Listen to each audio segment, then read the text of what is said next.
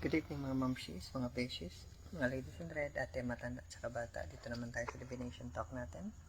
At umpisahan natin ito sa pasalamat sa mga tao naging way na tuloy-tuloy itong talk natin. At magbigay lang tayo ng disclaimer na wala tayong legal, psychological at therapy service na ginagawa dito. Mga ideas lang to na i-share natin na makakatulong sa inyo. Okay? Yung audience po natin, yung mga, kung para talaga kanino to, yung talk na to, mula ng umpisa, isang audience lang po, isang mamshi, beshies, ladies in red, ate, matanda, at saka bata. Sila lang po yung focus dito. Pero kung may mga lalaki, thank you. Kayo na bahala mag-translate or interpret or mag-adapt sa situation nyo. Excuse me.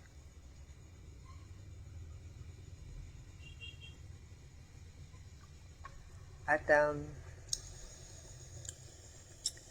pang high school lang po ito. One way yung direction ng talk na to kasi hindi naman makarespond yung mga nakikinig. Pero kasi kung may magtanong dyan, after nung talk naman natin masagot. Okay, pang high school, pang masa, popular ang tawag nila. So, mga may mataas na kaalaman dyan, senior high, mas mataas pa, mga independent learner kayo, so matalino kayo. Malamang alam niyo siya sabi ko, at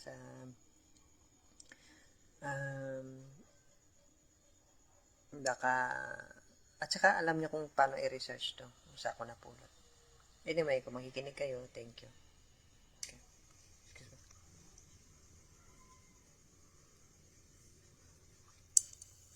So, slow connection tayo. So, yung talk natin is extension pa rin ng talk natin last time. May gusto lang akong linawin kasi itong talk natin is tungkol to sa Philosopher's Stone, Alchemy, Metaphysical Bible, sa mga divination arts. Okay?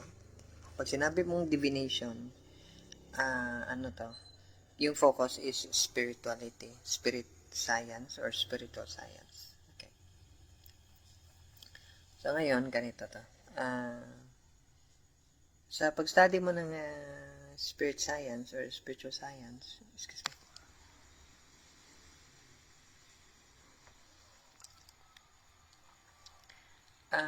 hindi po natin dinidisregard or binabaliwala yung material science. In fact, useful na stepping stone yung material science sa spiritual science. So, ina-encourage natin na yung audience natin, mga mamshi, is i-refresh nyo yung sarili nyo sa hard sciences nyo, including mathematics. Okay, ang hard sciences is R. Yung physics, biology, chemistry, at saka in between. Okay, excuse me. Of course, huwag niyong kalimutan yung mathematics. Okay. So, ngayon, after na may foundation na kayo, ito yung stepping stone natin, pwede na tayo mag-jump sa spirit or spiritual science. Kasi small things ang tawag sa material science. Greater things ang tawag sa spiritual science. Okay. So, kung hindi mo ma-accept yung small things, mahihirapan ka sa greater things. Okay. Yung divine arts is a greater things yan mabilong. Kailangan niya ng small things. Okay. So, ngayon,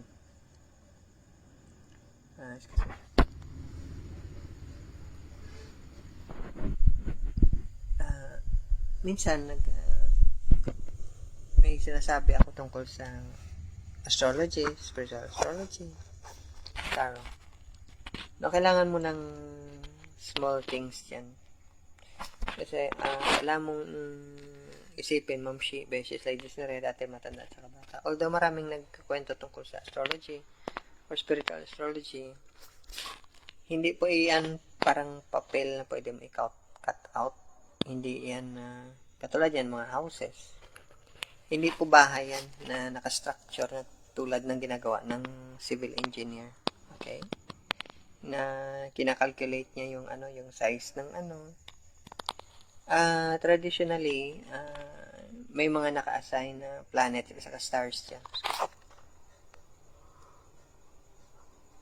So, dinidivide ngayon yan sila. Now, maybe pwede depende sa division na gagamitin. Pwede equal, pwede unequal. Okay, yung position ng mga planets. Of course, hindi naman pare-pareho yung mga planets na yan at saka planetary system. Mga stars na yan, hindi pare-pareho yung size nila. Pero kinoconsider natin na parang equal. Okay? So, minsan pag nag-explain yung iba dyan, is huwag mong isipin na pag sinabi niyang house is parang bahay yan. Hindi. Ano lang yan, idea ng house. Ibig sabihin ng house, yun yung mga kinoconsider mo na attributes or properties na nabilong sa certain house. Of course, wala naman nagsabi na ito yung exact na ng house. Pero, si Master Christ, nung time niya, may sinasabi siyang mansions, yung ginamit niya ng word. Houses yung sa chart. Excuse me. So, yung houses na yan, parang mga division ng states of mind or states of consciousness. Pero, minsan yung mga ibang mga astrologer dyan, ibang spiritual astrologer, tawagin na natin sila spiritual astrologer. Wala naman silang idea sa ancient practice ng division ng mga houses. In fact, yung division ng mga houses based sa spiritual qualities yan. Minsan yung iba dyan, hindi lahat. Wala silang foundation sa spiritual science. So ngayon, bubuklat ka lang ng libro dyan na reference. Saka sabi mo na lang yung ibig niyang sabihin according sa libro. Or according sa, minsan paroting ang tao dyan kasi paulit-ulit yun yung sinasabi. Na hindi tulad ng magbigay tayo ng comparison. Excuse me. Yung explanation ni Edgar Cayce, kasi spiritual practitioner rin siya. America's greatest psychic yung label sa kanya, tawag sa kanya. Ay, tinitingnan mo dyan, evolution ng soul. Pero yung evolution ng soul, hindi mo yan ma-check yung evolution ng soul kung ikaw mismo, hindi ka spiritual practitioner. Hindi mo nakikita yung evolution ng soul. Basta ka lang titingin sa drawing, which yung chart ng tawag nila. Tapos, mag-recite ka dyan ng mantra mo or sales pitch mo. Yung hindi mo kine-consider is yung evolution ng tao. Kung ano na siya. Parang ganito yan. Pwede kayong pareho yung chart mo. Maybe, baka pareho yung age ng katawan nyo. Excuse me. Pero yung evolution ng spirit soul nyo, hindi magkapareho. So, how would you know? Evolution ng spirit soul. One way is, tanungin mo siya. One way dyan is, bigyan mo siya ng instance para malaman mo kung gaano ka-evolve yung soul niya. Kasi may iba dyan na para kang salesman, may mantra ka na paulit-ulit mong sinasabi. Pero, ang paulit-ulit mong sinasabi, hindi mo yan na-internalize. In fact, kung ikaw, medyo may trauma ka sa mga groups, religious at saka spiritual groups, meron dyan na napagaling mo nila magparot. Pero hindi nila napapractice talaga yung nila. Sabihin natin, napakagaling na nila sa rituals. Pero pag tinanong mo sila, in a way, may point sila. Pero pag inobserbahan mo sila for some time, kaya as a master game, at least 10 years yung observation mo. At saka sa mating game, yun yung mas mataas. Okay? Kasi family life yan. Pag inobserbahan mo sila, may mga things na hindi talaga nila ginagawa. pero sinasabi nila na kailangan gawin. Okay. So, may manotice ka diyang obsession. Okay. May manotice ka diyang addiction. May manotice ka diyang uncontrollable na anger or hostility. Ma-observe mo yan. Yung obsession na yan, maybe sa thoughts, maybe sa mga certain ideas. Yung addiction na yan sa material things. May mga tao talaga na hindi nila mag-give up ang certain things. In fact, marinig mo minsan sa iba na di kung i-give up mo na lang, i-renounce mo, mag-detach ka. Pero tingnan mo yung buhay nila. Hindi nila mag-give up yung certain things. Masyado silang attached sa mga... Actually, hindi attachment wrong yan. Addicted. Obsessed sila. Yan minsan yung risk dyan, yung danger. Yung... Alam mo yung... May psychological halo na tinatawag. Holier than thou. Pag tinignan mo yung isang tao na malinis yung damit niya, sample to Ma'am Shibeshes Ages na rin tayo matansa. Akala mo malinis yung puso niya, at saka malinis yung isipan niya. Hindi. Yung damit niya lang yung malinis. Okay. Kalalaba lang. But of course, medically speaking, hindi ka sure kung malinis nga yung damit niya. Meron mga ganun. Mapagkamalan natin. Yung tawag dyan is selective dishonesty variation yun. Na sinabi niyang kailangan mo maging malinis. Akala mo, minsan, kung may medyo traumatized ka individual, malinis yung damit.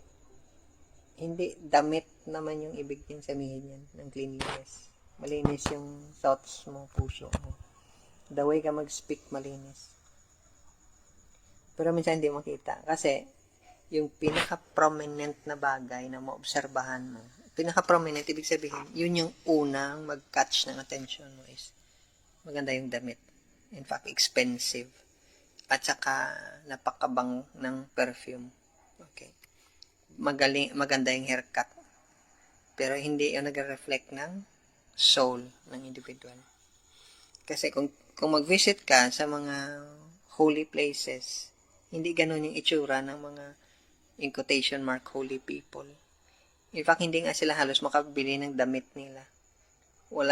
Hindi sila makabili ng bagong sapatos. Ganun yun. Lalo na pag nakita mo yung mga mga Shivites, followers ng Lord Shiva, may ash sila sa katawan. Kung yung criteria mo is bagong bili na damit, makikinang na sapatos, na-auto ka. So, Ma'am Shibeshes Ladies Thread, ate matanda sa kabata, huwag kang magpa-auto. I hope so. Kasi sa mga high school level, may tendency minsan madali kang ma-auto ng exteriorized na qualities ng isang tao. Pero hindi yung qualities, hindi yung property ng isang tao. Financially, at saka economically speaking, yung property niya, yun yung nakadikit sa katawan niya. Pero yung property na sinasabi talaga, philosophically speaking, ito yung ugali ng isang tao. Ito yung demonstration. Kaya nga, yung mataas na qualification sa spiritual practice or sa religious life is acharya ang tawag sa kanila. You teach by your example. Yung ginagawa natin dito is pang high school, kaya nga nagsasalita tayo. Otherwise, kung hindi ito pang high school, hindi tayo mag-talk. Kaya nga sinasabi natin sa opening, hindi mag-fit ito sa mga matataas yung kalaman. Kasi demonstration yung kailangan sa kanila. Demonstrate mo, wala kang addiction at saka wala kang obsession sa material na bagay. So, ibig sabihin, walang mabigat na merit o halaga sa'yo kung wala kang bagong sapatos. Pero yung iba, pag nag-present sila ng Word of God, alam mo yung napaka-fluid ng English at saka napakaganda yung damit. Wala naman yan. Bakit? May sastre ba sa kingdom ni Gan? Parang wala naman yata. Okay. So, ganun yun. Ganun din yun yung ng mga chart. Minsan, at saka yung mga tarot, alam mo yung napakaganda ng card mo. Pero, na-sidetrack ka sa meaning ng card. Okay. So, reminder lang, sa Metaphysical Bible, which doon yung susi ng tarot cards, baka nakalimutan natin kung ano yung values na ina-uphold ng Metaphysical Bible or religious scriptures. Same din yung ina-uphold ng tarot cards at saka ng spiritual astrology. Kung ikaw mismo na magaling ka sa tarot reading at saka spiritual astrology, hindi mo pinapractice yung values, yung properties na tinuturo sa spiritual na literatures, religious literatures. Ewan ko lang, baka siguro livelihood mo yan. Pero hindi naman pwedeng gawing livelihood yan. Kasi yung pinakamababang pinakamababang word na ginagamit ng iba dyan ayaw natin gamitin is hypocrisy. Kahit na sa religious spiritual practice, hypocrisy yan. Hindi ka makarepresent ng divine qualities kung external yung ginagamit mo. Alam mo yun, napakabagong bili ng damit mo, ang mahal-mahal, pabango mo, may bago kang sasakyan, alam mo yung ganun. Yung mga place na kung saan ka nag-present, very expensive. To think of it, si Master Christ, hindi niya ginagawa yung ganun. At saka yung mga great masters, mga great sages, mga rishis, sa forest nga sila. Pero yun sa iyo, 5-star hotel, mamahal na mga pagkain. Alam mo yung ganun? Ikaw yung shadow ng ginagawa mo. Shadow ka. Hindi yun. Anyway, hindi naman tayo magmamoralize. Choice naman yan. As if may choice ka. Okay. Kasi sa spiritual practice, wala ka actually choice. It's either you go with the flow or go against the flow. Kaya nga yung tarot, which is connected yan sa restoration ng life sa Eden at sa preservation ng divine lineage ni Master Christ. Parang hindi yun nakuha ng iba. Pero sige na, magbigyan mo na. Kasi wala namang pilitan sa mundo na to. Hindi mo pwedeng pilitin yung tao. Matalino na kaya yan. Pag tinuruan mo yan, baka mapahiya ka pa. So, sobrang talino, lumalampas sa langit. Okay. So, ganun yun. So, alam mo anyway, so balik tayo. Yung first na ipa-accomplish sa'yo is yung sa cycle ng hero's journey mo is yung day kung kailan ka pinanganak. So, tingnan natin ang sample natin. Baka makalimutan natin. So, yung sample natin is yung day ng panganakan ng sample natin. Ang pangalan nito is si Marites. Yung day ng kapanakan niya is 19. So, card number 19 ito. Okay. Excuse me.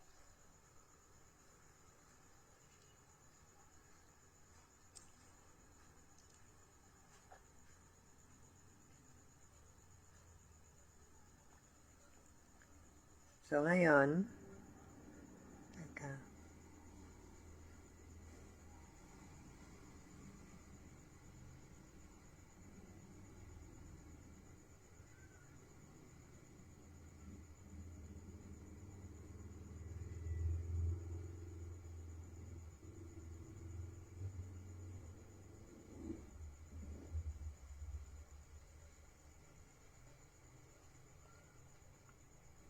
okay. Check natin yung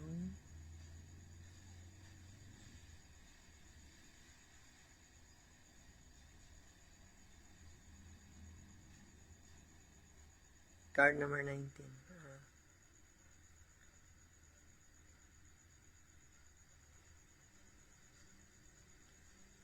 Okay. Sandali lang kasi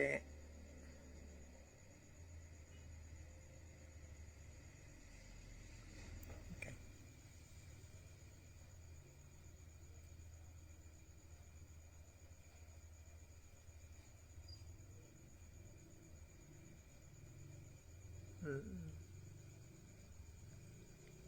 Okay.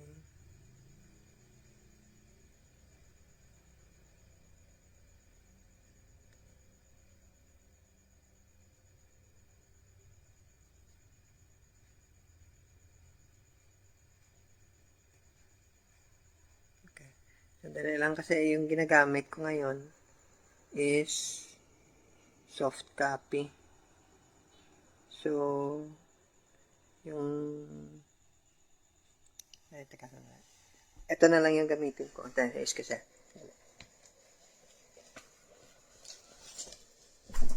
hard copy na lang yung gamitin ko. So, ang card number 19 natin is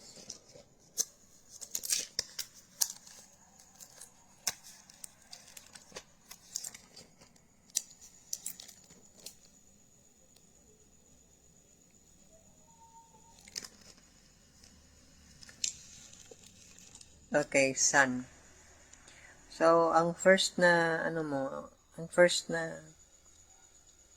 30 years mo is naka-align dapat sa card na Sun. Next, ang kailangan mo ring i-meditate is tungkol sa wala example natin. 11 card, which is yung assisting card mo yan sa hero's journey mo. Galing yan sa parents mo na energy. Guardian angel ang tawag dyan. Minsan, sinubstitute sa legal practice na sila yung guardian mo. Pero actually, yung energy na dala nila, energy yan ng guardian angel mo. Yung angel na isa na mo, is yung personal angel mo na guide. Okay. Sa person, na sample natin na si Marites, kung sample kung ikaw to, 1988, November 19, excuse me,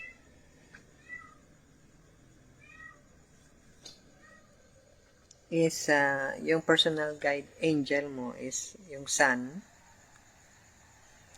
Tapos yung next is yung sa sa guardian angel na sa parents mo is yun yung Justice. Yung sa grandparents mo na guardian, sa ancestors mo is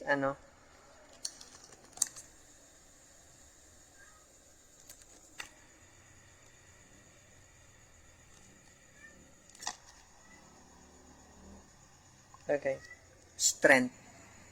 Okay, kasi mga angels, yung mga mga angels, mga guide mo along the way na nag-hero's journey ka. So, since 8 petal lotus yung sinusunod natin, may isa ka pang kulang na guardian angel na kailangan mong mag-assist sa iyo. Yung galing sa parents mo na guardian. Mag-combine ngayon yan sa sa buong energies ng birthday mo. Okay. Kung yung birthday mo is 1988, November 19, okay. Mag-combine ngayon na ng cycle. Ang mangyayari, yung heavenly energy mo is same pa rin, which is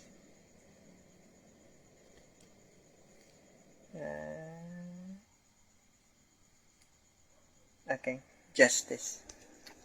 So, ibig sabihin, kailangan mo mag-establish ng i-set yung guide mo para mag-progress yung soul mo, karmic energy mo. kailangan justice yung sundin mo. Hindi yung justice na parang sa movie na papatayin mo yung mga kalaban mo. Hindi. Kailangan just ka sa way of life. Okay, yung isa naman, kasi para ma-combine mo lahat ng energy. Okay. Pero may mga separate energies yan. Excuse me. Kaya nga nagtaka yung iba, bakit? Yung iba, isa yung guardian angel niya, or spirit guide na tinatawag. Yung iba, dalawa. Yung iba, tatlo. Alam mo yung iba, marami. Kasi once na bumukas yung mga petals na yan, lalabas yung guide na tinatawag. Guardian angel ang tawag, or angelic spirits ang tawag natin, or divine energies, or ano man yan. Okay. So, ganun yan. So, mag-combine ngayon yan. So, si Ma'am Shi, ang pangalan niya is Marites. November 19, 1988 siya. Nag-slow connection tayo, pinanganak. Yung energies na guides na ginagamit niya, based sa tarot card niya is card number 19, which sa day niya, card number 11, which sa month niya, card number 8, which sa year niya, ang combine na spirits na yon is 11. Kaya nga sa may isang practice dati, yung Uran siya, iba-iba yung mga spirits. The same din, halos pareho yung principle niya, katulad sa mga practice din ng mga Koreans, mga Japanese, mga may iba-ibang spirits yan. Pero kung titingnan mo, parang nakacycle yan sa 8 petals. Bagwa ang tawag ng iba dyan. Pero 8 petals siya. 9 actually. Kasi may center na isa dyan. So, may comfort energy ang tawag dyan. So, katulad sa birth chart ni sa'yo, Ma'am Shi, which sabihin natin si Marites, pangalan mo sa birthday mo is November 19, 1988. Ang comfort energy mo is, ang card niya is 13, which is death card. Okay. So, ganun yan. Now, once na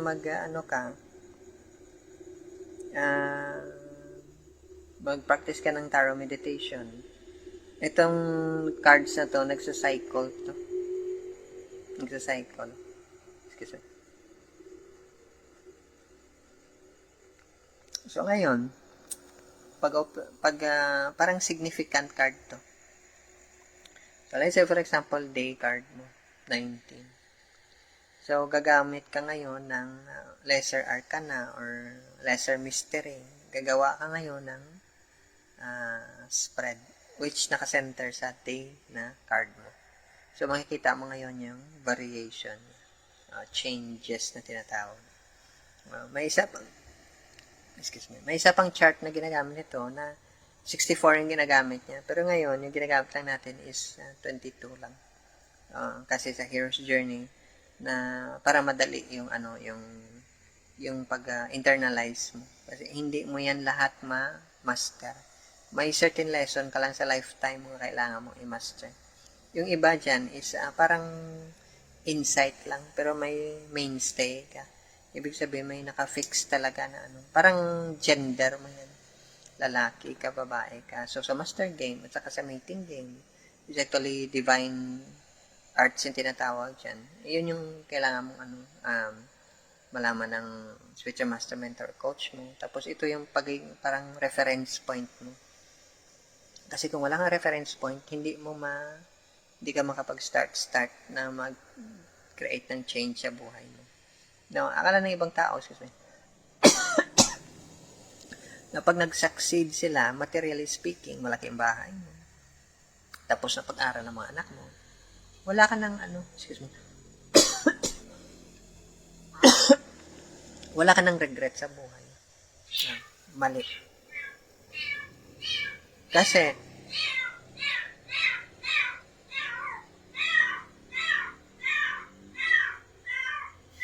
ingay ng pusa. Kasi,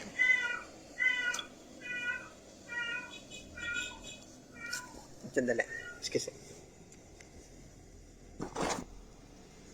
Wala na. Okay. So, Mind you, before mamatay ang isang tao, may mga experiences siya ng regret. May research na ganun. So, ikaw, para hindi mo kung ano talaga yung, ma-regret mo, kailangan alam mo yung journey mo talaga. So, yung petals na yan, para mag-open yung pinaka-highest peak ng self mo, sa forehead, mag-iilaw yan.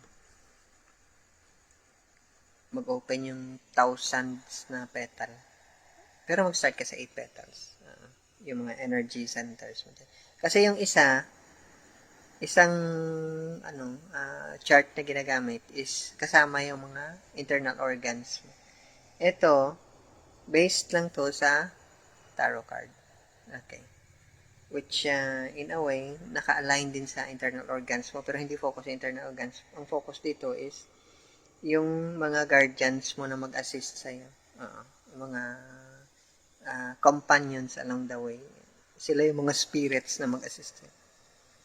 Na ngayon, which hindi naman ito in-explore ng iba kasi medyo hindi nila alam kung paano yung iba. Baka siguro tinatago naman ng iba. Kasi minsan ganun yung disadvantage kung may knowledge ka talaga tapos hindi mo i-open sa iba para mag-benefit. So, instead na maging mas madali yung pag-heal ng sarili mo, yung family mo, ng community, yung tribe or ancestors mo, hindi sila ma-heal na maayos kasi may lacking. Something may lacking. Tandaan mo, Ma'am Shi versus Register, dati matanda sa kabata. Yung isang, every individual yan sa society mo, may contribution yan sila. Kaya lang minsan yung iba, hindi nila alam kung ano yung i-contribute nila. So, ngayon, ito is kung alam mo na yung kung ano yung dapat mong i-contribute, mag-a-align lang yan automatic yung energy sa society. So, kailangan mag-start ka sa sarili mo at saka sa family mo. Okay? Kailangan alam mo kung ano yung mga shortcoming kasi based sa observation ko, hindi naman masyado extensive. Observation lang. Na once na hindi mo alam mo yung alignment ng birth chart mo, which very common yan sa ancient times, yung Vastu at saka Feng Shui mo, hindi rin ma-align ng maayos yan. So, magstay ka ngayon sa isang place na, disadvantageous sa'yo. In fact, papasok ka sa isang mating game na very risky sa'yo. Ganon yan. Pero, ang problema minsan, kasi kung ikaw, Ma'am Shi, versus Israel, dati matanda sa bata, kung ikaw is Ma'am Shi, may anak ka, minsan may ang parents, may know-it-all na mentality na alam mo kung anong dapat. Wala kang reference, alam mo kung anong dapat. Ang idea mo na yun lang yung nakita mo, so yung hidden na part na nasuppress dahil din sa blind spot mo, yun yung hindi mo nakita. Yun yung hindi ma-develop. Once na hindi yung ma-develop, may yung level of unpredictability mataas. Kaya nga, may site ako dati na tinitingnan namin na pero parang inano na yata yung site na yun, parang closed na siya dati. Hindi lang, parang open naman siya, pero iba dati. Makikita mo doon yung mga babae. Sila, dahil sa shame ng pregnancy, sila mismo, inabort nila sarili, inabort nila yung anak nila by their own self. Own self. Okay.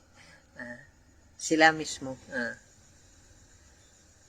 Ngayon, dahil sa na-hemorrhage sila, nag-bleed sila, namatay sila sa hotel mismo. Kasi ayaw nilang mapahiya. Yun yung risk doon eh. Yung, alam mo yung, akala mo, predictable yung ugali ng anak mo, members ng family mo, kapatid mo. Na hindi mo alam, hindi, kulang pala yung clinical experience mo. Katulad yan, para ma-avoid mo, may belief ka na para ma-avoid mo yung suicidal or self-harming tendency, dapat talking cure yung gamitin mo. Kwentuhan mo, i-entertain mo palagi, kausapin mo. Kasi makakatulong yun para may outlet. Yung hindi mo alam, wala pang method or technique na mag-save sa isang tao na suicidal yung tendency niya. Wala pa. Ikaw pa lang siguro. Okay. So, ganun yun. Ngayon, wala kang idea. So, ang isa dyan is, hindi niya talaga alam kung anong purpose niya, yung direction niya. So, sabihin mo, sige, pasok ka sa religion. Pasok ka sa spiritual groups. Pasok ka sa self-help groups. Unfortunately, wala yung guarantee sa'yo. Sabi mo, wala namang, gambling naman lahat. Ang point yan is, kung mag-gamble ka, malaki yung margin of safety mo. Hindi yung maliit. Baka malalo ka madisgrasya kaya nagka-trauma yung iba sa religious sa spiritual groups. Okay. So, ganun yun. So, ngayon, wala kang basihan. Now, kung age lang yung basihan natin, yung divine arts, matagal na yan. Unfortunately, ang daming nagda-double yan na wala silang foundation sa spiritual practice. Ganon yun. Katulad ng kwento ko last time sa kutsilyo. Hindi mo alam kung ano talaga yung gamit ng kutsilyo. Yung iba dyan, hindi nila talaga alam kung ano yung gamit talaga ng divine arts na yan. Minsan iba wala lang magawa sa buhay. Para kang naging automatic na astrologer, automatic ka naging tarot reader dyan, naging psychic ka, kung ano-ano. Alam mo yung basic na foundation mo, wala kang idea.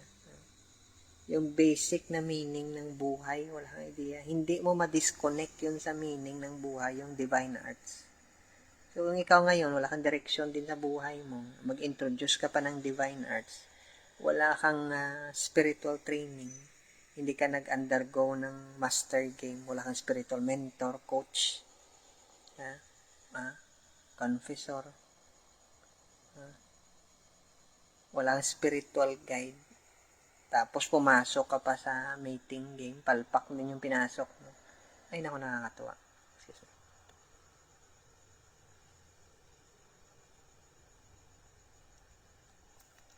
Hindi ko sinabi na nakakatuwa dahil na kailangan natin pagtawanan yung maglong kasing setup. Nakakatuwa kasi yung idea mo na tutulong ka, nag-worsen tuloy yung problema, lumala. Alam mo yung may mga ganong klaseng pangyayari sa buhay mo. Gusto mo sanang tulungan, lumala tuloy. Nag-worsen, sumobra. Okay. So, ganun yun. So, sa spiritual practice, ganun kaya nga, yung prudence. Hindi prude. Iba yung prude. Prudence. Okay. Matagal yung i-develop. Alam mo yung ang isang word doon is moderation. Hindi mo moderate yung body mo. Hindi mo moderate yung emotions, feelings mo. Hindi mo moderate yung thought mo. Kaya nga na-trauma ka, nagkaroon ka ng spiritual rape, na-rape ka spiritually. Seduction of the spirit, ang tawag ng isang scholar dyan, na seduce ka. Sa wrong direction. Kasi seduction naman yung element dyan. Okay. So, wala kang idea, lumala yung sitwasyon mo, may trauma ka na sa family mo, pumasok ka pa sa isang group, na patay kang bata. Alam mo yung wala kang peace of mind, lalo ka na-disturb tuloy, hindi ka na makatulog. Alam mo yung mga ganong klaseng practice. Weary ka. Hindi ka na sure tuloy sa buhay mo. Tapos, darating yung time, which lahat tayo, kasi may sense of instability yung natin. Hindi naman pagkasira ng ulo. Ibig sabihin, may sense of uncertainty yung world. Hindi pwedeng 100% certain ka May uncertainty yan kasi because of lack of information. So ngayon, kung mag-worsen yung sense of uncertainty mo, hindi mo na alam. Minsan mag-question ka sa ginagawa mo. Or either magiging blind follower ka. Okay. Blind mo ka na magtanong, gawin mo na. Okay. So ganun yung mangyayari. No, ngayon, pag pumasok yung chaos sa buhay mo, naku, lagot. Ang dami dyan. Kaya nga may natotrauma yung iba kasi grabe yung chaos. Alam mo yung gusto mong tumulong. Gusto mong tumulong. Hindi mo matulungan yung sarili mo. Ang concept naman ng iba, yung idea nila ng tulong is dapat marami kang pera. Nako. Ibang klase din yan. Alam mo yung material, yung standard mo para makatulong ka. Di yung mga founders ng, so-called founders ng religion natin, yung mga palpak na tao, yun kasi wala yung mga pera. Ginib up nila yung material na ano nila. Opulence na tawag doon. Yung karangyaan nila. Ginib up nila. Tanga pala sila eh. No? Bakit ka naman susunod sa kanila? Or baka, yung mga taong may ganung standard, sila yung medyo may mahina yung utak, kokote. So, ganon yan. So, kung ang basihan mo is tutulong ka muna, tutulong ka dahil well-off ka, mali yung standard mo. Kasi yung addict, hindi pwedeng tumulong yan sa hindi addict. Yung obsessed na tao, hindi yan pwedeng tumulong sa taong walang obsession. Yung taong hindi nakakontrol ng anger niya, hindi niya pwedeng turuan yung tao. Hindi nga masyado nagagalit, walang anger. Hindi pwede. So, before ka magturo, try mo munang i-practice. Kasi yun yung mga charyas. Okay? So, kung gusto mo talaga ng mataas na klase ng spirituality, ibawas-bawasan mo yung addiction mo sa material world. Okay? Alam mo yung hindi mo mag-give up kasi yun yung standard ng mundo. Yun yung standard ng mundo. So, nakakahiya. Tagasunod ka ni God. Hindi ka up to the standard ng mundo. Alam mo yung ganun. Hindi pwede. Kasi kailangan mo i-give up yan. I-demonstrate mo muna. Kaya nga hypocrite ang tawag sa sa age na to. Ang daming hypocrite. Kasi gusto natin mag-set ng standard, spiritual standard, pero standard ng mundo yung ginagamit natin. Nakakatuwa yung ganun. Kaya nga minsan medyo mahirap magbigay ng advice. Take my advice, I'm not using it. Ganun yan. Parang i-give up natin yung makamundo. Pero yung damit mo mas mahal pa sa damit ng kausap mo. I-give up natin yung mga masamang ugali. Pero ikaw, obsessed ka sa isang bagay, hindi mo makontrol yung anger mo. Ginagawa ko to lahat para kay God. Walang Diyo. Ano ba yan? Nakakatawa naman yung ganyan. Ginagawa mo lahat para kay God, pero hindi mo makontrol yung anger mo. isa pa naman yun sa tatlong cardinal na kasalanan na naka-mention sa Bhagavad Gita. Last ang ginagamit, pero obsession yun. Greed, which is addiction, at saka anger. Codependency yung tawag ng iba dyan. Okay. So, ganun yan. Paano ka ngayon? At saka, careful ka, Mamshi Beses Ages. Yung seasonal na sinasabi nila,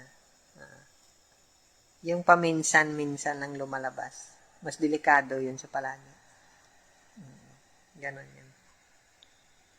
So, dapat, you live by example. Kaya nga, kung titingnan mo yung story dyan, tantra, importante yun. Kasi sa meeting game, hindi ka pwede maging hypocrite. Kailangan maging fluid yung karakter mo, property mo, para kang water. Hindi ka, kung ano man yung sinasabi ng iba dyan, hindi. Fluid ka. Fluid yung emotions mo, feelings mo. Fluid yung thoughts mo. Fluid yung body mo. Fluid yung spirituality mo, spiritual science mo. Hindi ka obsessed sa body mo. Alam mo yung, ay, nakakaiyan, ay, nakita. Kaya nga minsan, sa sobrang tindi, magkadikit yung tatlo. Obsession, addiction, at saka anger. Magkadikit. Tingnan mo yung mga taong extreme yung pananaw nila. Nagkadikit yung tatlo. Obsessed sila. Yung concept nila ng Godhead, hindi, banding. Obsession. Kasi maganda rin yung obsession, sabi ng iba. Yung sick, hindi sick na spiritual practice, yung may sakit sa utak na paniniwala, okay lang daw yan. Basta yung gamitin mo lang na word is God. Okay. Or Godhead. Okay daw yun. Yung nagiging addict ka na sa material world, hindi, walang enough sa'yo, okay daw yun. Basta gamitin mo lang yung word na God. Okay. Yung anger, pwede mo rin gamitin, basta gamitin mo lang yung word na God. So, stamping pad mo si God. Siya yung best alibay mo. Which, ewan ko lang. Kaya nga, topsy-turvy siguro yung society natin. At saka yung mga religious, spiritual organization. Hindi ko sinabing masama sila. Pero may mga tao dahil sa sobrang manipulative nila, nagawa nilang umupo doon sa itaas. Minamanipulate nila halos lahat. So, yung iba na walang interest sa posisyon, sa power, sa force, hindi power, sa force, kasi pipilitin kanila sa standard nila, pinipilit nila. Which actually, walang pilitan yun. Kasi yung totoo namang spiritual religious practice, free yun. Walang condition. Ngayon, pag mag-join ka sa religious spiritual group or kung ano mang klaseng group niyan o galing man sa impyerno yung group, ang daming condition. Walang condition dapat. Wala siyang condition. Kasi pag may condition yung contaminated yun. Pero, masarap kaya yung contaminated. Ganon yun. So, ganon yung So, yung reason na i-discuss natin yung na to is para may insight ka. Kaya ako personally, yung ginagawa ko, chine-check ko yung chart ng kung may opportunity ako mag-check ng chart, tinitingnan ko talaga kung nagfo-flow yung tao sa direction niya. Kasi kung hindi siya mag-flow sa direction niya, better stay away from the person. Kasi, kaya nga, may hypocrisy na tinatawag. Yung authenticity, wala. Kasi wala nga siya sa direction niya. So, kung magpakamatay siya, ingatan mo naman yung buhay mo. Mapakamatay siya eh. Hindi mo yan siya masave. Hindi mo matulungan yung isang tao in the first place. Wala siyang idea ng health. Alam mo yung hindi mo mabigyan ng knowledge yung isang tao. Kung wala siyang idea na kailangan niya pa pala ng knowledge. Kung all-knowing na yung pakiramdam niya sa sarili niya, Ma'am She Basis Legislator, matanda sa bata, ang dami dyan. Tatabi-tabi. Mag-ingat ka dyan kasi sila yung, kaya nga sabi nila na a little knowledge is dangerous. Kasi despite na scholar ka nga, hindi ka careful ka sa sa step mo. May mga alam ako dyan, mga scholars. Ewan ko anong scholars. Tapos mali-mali pa yung point of view nila. Anyway, baka siguro naging dogma na yung scholarship. Stamping pad.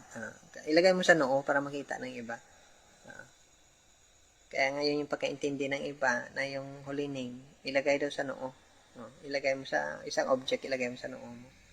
Para lagi mo kasama yung Godhead. Hindi nila nakita yung caricature na ginawa. Illustration. Anyway, ganun naman talaga. Sarili-sarili. Sabi nila, you're entitled to your own opinion. Okay. So, sige, pagbigyan mo lang yung iba ng opinion nila. Tama naman siguro malalaman mo naman yung ending yan eh. Okay. So, malaman mo kung lason or medicine in the end. Okay. At the time of death.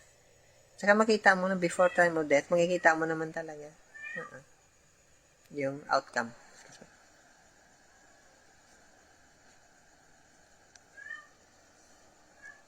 So, ganun yung mga mamship exercises na rin ating matanan sa bata. Tandaan nyo, yung descriptives, yung basic na foundation dyan. Yung pinakamataas is yung very specific. That is why, pag sinabi sa yung babalik tayo kay God, tanungin mo, saan nga yung direction papunta sa Kanya? Okay. Eh di doon sa heaven, doon sa itaas. Ngayon, nakatayo kayo sa South Pole, yung itaas nyo, doon sa ilalim. Okay. Kalungkot naman yung ganun. Hindi kaya baka maligaw kayo sa impyerno. Okay. Anyway, ganun yun. So, ang ko lang, isa na may insight. Sana alam mo yung hero's journey mo. Mag-start ka sa pag-open ng petals ng lotus. Kasi, once na mag-enter ka ng mating game, mag-combine yun. Ang tawag nila doon is